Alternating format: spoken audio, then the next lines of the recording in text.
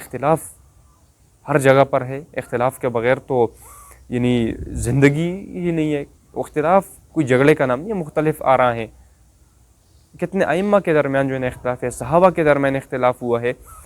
محمد رسول اللہ صلی اللہ علیہ وآلہ وسلم کے علاوہ تمام شخصیات سے ہم اختلاف کر سکتے ہیں، کیونکہ محمد رسول اللہ سے اختلاف اس لیے نہیں کیا جا سکتا کہ وہ اللہ کے پیغمبر تھے، وہ جو بھی بات کرتے ہیں وہ اللہ کے اذن سے کرتے ہیں۔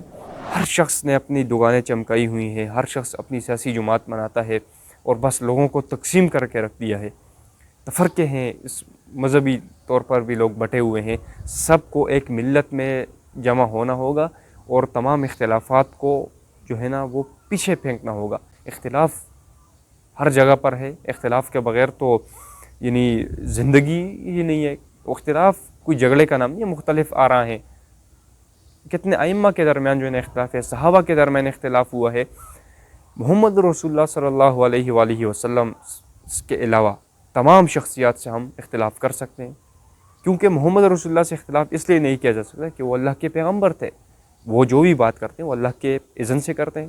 لیکن اس کے بعد جو بھی ہیں وہ جتنے بھی اشخاص ہیں ان کے ساتھ ہمارا اختلاف ہو سکتا ہے۔ خود صحابہ کے درمیان بھی اختلاف ہوا ہے، اس کے بعد آپ دیکھ لیں کتنے بڑے ائمہ ہیں، ائمہ اربعہ کے درمیان کتنا اختلاف ہوا ہے۔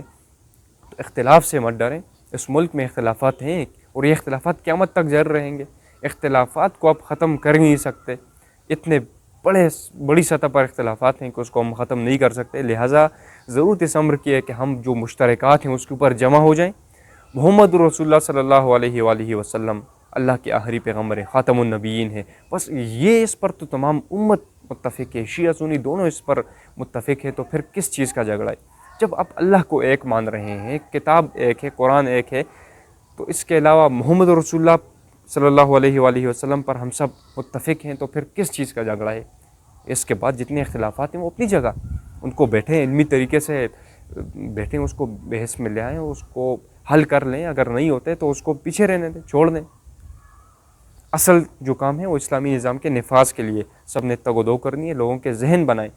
یہی میری گزارش ہے کہ آپ سب نے دین اسلام کے لیے کام کرنا ہے اور ان اختلافات میں نہیں پڑنا اور قرآن کے علم حاصل کرنا ہے۔